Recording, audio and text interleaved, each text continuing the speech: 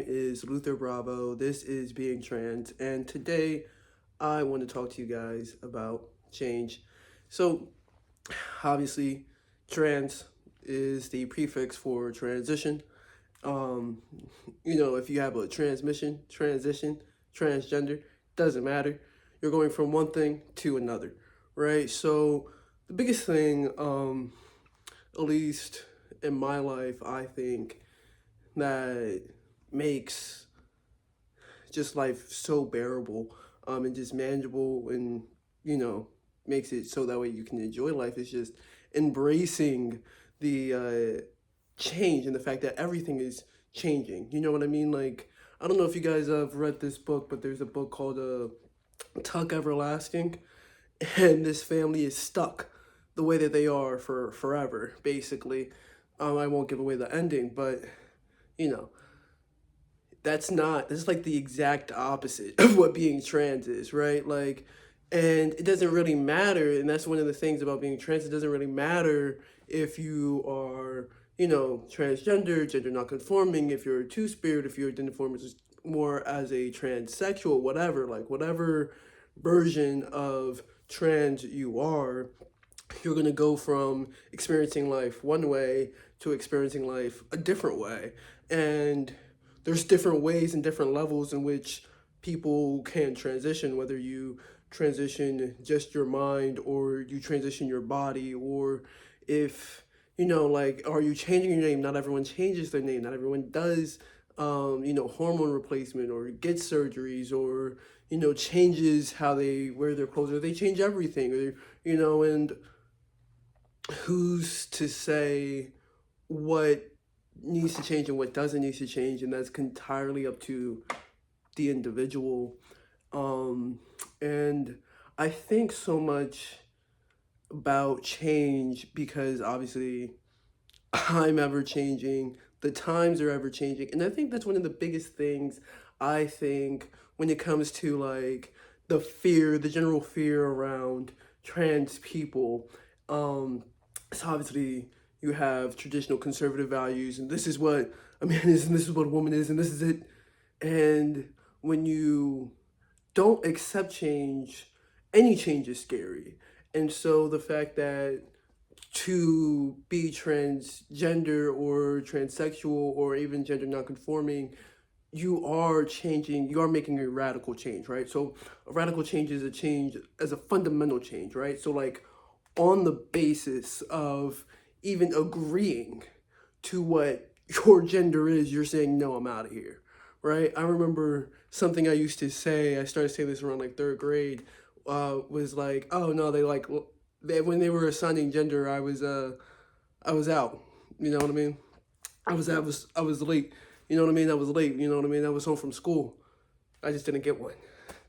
And I don't know, like, I'll be like, you know what I mean? I'm always late on gender assignment day, basically. Which is, you know what I mean? Which, like, for a kid, dude, it's pretty sick.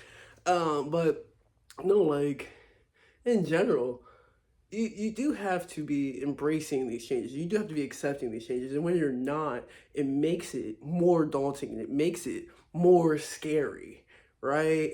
Because you're clinging to something, and as humans we want stability, we want to know what's next, we want like a definitive answer.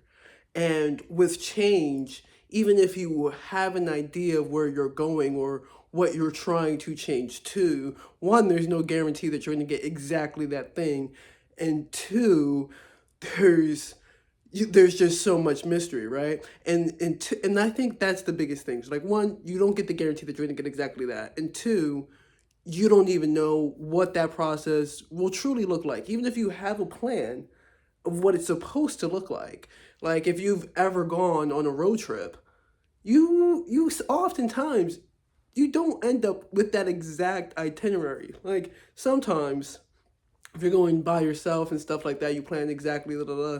But a lot of times you hit traffic, there could be detours, there could be an accident, all these different things. You might have to stop to, go to the bathroom, get something to eat. You know what I mean? There's so many different things and variables. You might have to stop to get gas that can, interrupt what the exact plan is. And that's another thing, right? So to the idea that you can do that to your life, right? To the way that people perceive you, to the way that you're going to interact with the rest of the world, right, is so terrifying. I think not just to the individual who has been unexposed to trans identities and trans people, but to the general public at large who are taught that if you're not abiding by what I tell you, you are failing. Like you're not man enough, you're not woman enough, you're not being human correctly. When in all reality, the whole point of us being human is that we're all doing human and humanity differently, right? Like that is the whole point, right?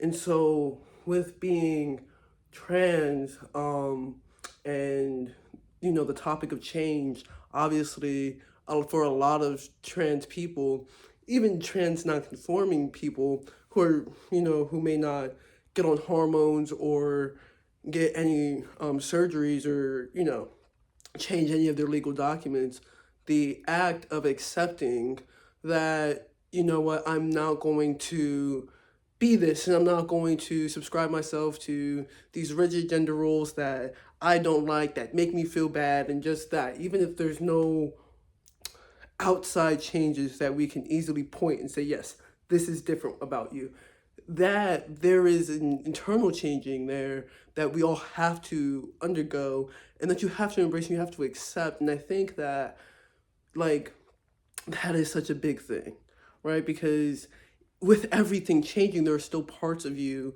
or of all of us that want to cling to something. And I think that might be where, grief and struggle and all of these things kind of come in. But I think it's one of those things where we have to embrace.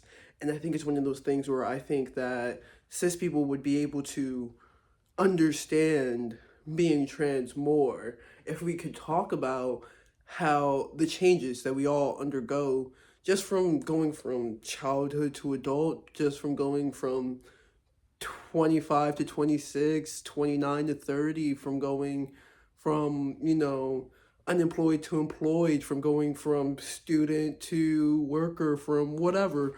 There's all of these different things that we go through that change us and change how we interact with the world and how we perceive ourselves and how we see others and how we feel about things and our reactions to things.